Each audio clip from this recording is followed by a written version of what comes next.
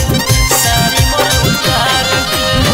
चाटिला तू ओठ हमर नींबू पगार के चलवा न गाड़ी अपन साड़ी मोर उतार के भिंजे हम रो बदन देह करे गन टिपू टिपू बरसे पानी अब मजाल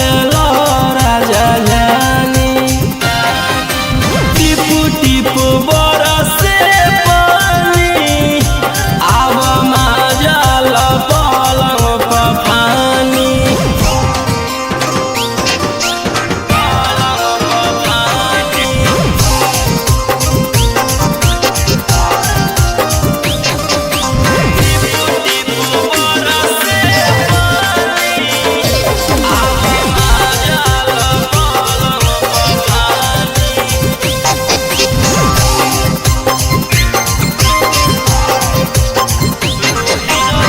रोही रहू सहन सैया